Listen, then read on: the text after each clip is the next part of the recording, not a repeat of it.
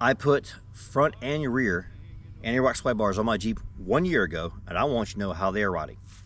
So, I'm gonna skip 2.5 minutes by not explaining how I did it. 1 year of being used, go back and watch that video. I had the front one on. I've actually had the front one on for 1.5 years. I've had the rear one on for 1 year, probably like 11 months. So I would say that performance-wise, 100% highly recommend this to any Jeep. My God, does this beat laying on the ground trying to knock disconnects off is easy. Getting them back on, if you got the little end links with the pins like the tractor has. Oh, my tractor's down there, I can't show you. Anyways, if you got the little end links with the hooks like a tractor has, and you got to try to beat those things back on, you got somebody out here rocking this and somebody over here pushing this, and you're out there trying to bing, bing, bing, and knock them pins back in, it sucks. Get rid of that. Them things are like, what, $200-300 bucks? Guys, this thing was $600 if I remember correctly. I mean, go ahead and at least buy the front. My God, at least buy the front. If you put any kind of serious lift on your vehicle, I have a 3.5 lift in the front, 4.5 lift in the rear. Don't put those big stupid drop blocks on this thing and have your sway bar hanging out in the middle of your Jeep. Just go ahead and buy the AntiRock, put it on the rear. Again, it's another $600-700 bucks. It cleans up the entire rear suspension, gives you a ton of articulation in the rear as well as the front. This past year, I have been all about Texas to the Paladero Canyon. I live here in Georgia. I picked up Badge of Honor at Beasley's Knob last summer. Picked up Badge of Honor at Mayor's Park last fall.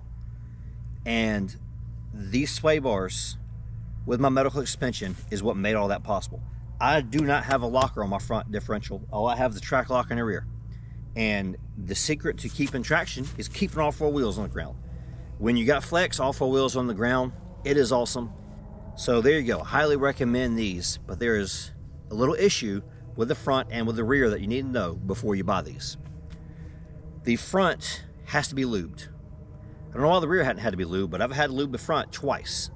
And so what I ended up having to do is take the arm off, slide the torsion bar out, put a little grease on here with a torsion bar rising inside of this little coupling, and put it back in because the front end starts popping. When it started doing this last summer, if you go back and watch my Huntsville road trip video, go back and watch that mountain trip video I did down here and with the sunset in middle Georgia, several other videos I did last summer, I was mentioning these videos. I've got a popping in the front of my Jeep and I can't figure out what it is. And I've been under it and I can't duplicate it. I had my daughter trying to do the steering and she couldn't duplicate it. And then I go driving and it starts popping again. Well, I figured it out. It was my sway bar. The sway bar is riding inside that group and it binds and it boom, and it pops over because it's binding up inside that plastic. Well, the solution now is putting just some good old black grease on there. Problem is with my Jeep, I do so much overlanding, I submerge this sway bar underwater all the time and it rinses all the grease right back out of it. Plus, even if you do a shallower grease crossing, you're spraying water all in your fender wells and it rinses all that grease out of that sway bar. So I have to keep re-lubing that sway bar all the time. Matter of fact, it's due to get done right now. So that's something that sucks. I do wish there was a Zerk fitting on there. I could just squeeze it and pump some grease in it and do my oil change just like I do my drive shaft and all this other stuff.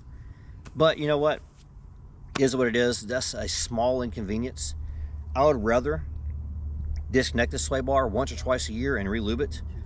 Then I would rather every single weekend that I go ride this thing have to crawl under this Jeep and beat those sway bar links off and then try to line it up and put sway bar links back on. I hate doing that. So highly recommend this. If you got a Rubicon, you don't need it, but if you got a Rubicon, you know your disconnect's going to fail. When it fails, put this thing on there. As for the rear, because I have the Dana 44 narrow width axle, so that's just still an M220 because it's a JL, but it's a sport JL. So I have, most of the sports came with the Dana 35, M200, whatever they call it.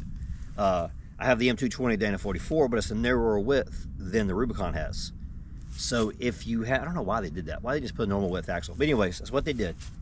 If you have that axle, your tires are 3/4 or 1.5 of an inch closer to your frame. Well, guess what? My tires at full flex rub this sway bar. Just so slightly. Now, I'm on 20x10s. Highly recommend you don't put 20-inch wheels on an off-roader. My Jeep had 20-inch wheels from the dealer when I bought it, so therefore I have 20-inch wheels. I don't got $5,000 extra laying around in your pockets. Matter of fact, my pockets are empty. I don't have $5,000 just spare that I can just go throw in here and swap out my wheels and tires to 17-inch, put proper wheels and tires on it. So guess what? I'm rocking 20s until something better happens. You know, I get a better offer. Somebody wants to give me a set of wheels, hey, I'll take them. I could use them 17s and 35. I'll say 35s, you give me 17s. Probably gonna go 37-inch tires. This goes back into my rear problem. I'm already rubbing as it is. Kind of worried about going 37s and rubbing even more. So I don't know. That's the only complaint I have. However, I can say this: the rub, and I've had this thing at full flex, having a wheel floating in the ground, it just rubs the little lugs as you come by the tire.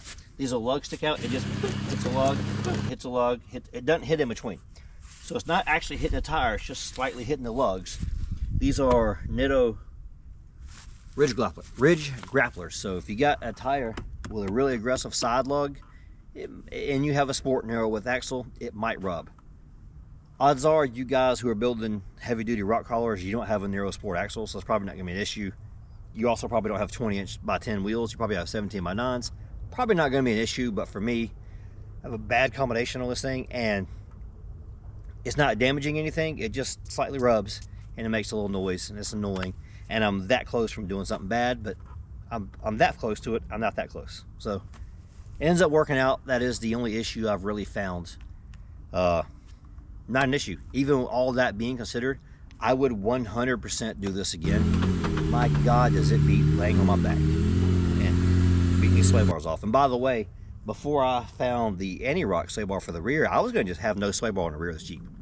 Because I wasn't going to do the little stupid drop bracket you see. That to me, I just don't like it. It don't look clean, number one. It would perform fine, but it don't look clean, and it seems like it's a lot of leverage on the mount of the sway bar. So I was going to just ditch it and have no rear sway bar, and then I decided, you know what? I like to road trip this thing so much, and I drive thousands of miles on road doing adventures that don't take off-roading. I probably need a rear sway bar just because of how much highway miles I put on this Jeep. If you just have an off-roader, ditch your rear sway bar. Heck, don't even run sway bars on it. If you got an off-roader, why you got sway bars? The only reason why you got sway bars is so you can drive it on road. You don't need sway bars off-road. So there's my 2 cents. I hope you find this helpful. 1 year later, 100%, 2 thumbs up, would highly recommend AntiRock Sway Bars. It made up for me not having a front locker. It allowed me to get 2 Badge of Honor trails. Did not have to winch. When a lot of people did winching at Beasley's Knob, I did not. Did not have to winch at Marist Park, even though I had to pull 2 other people out. I never had to winch myself out of Marist Park.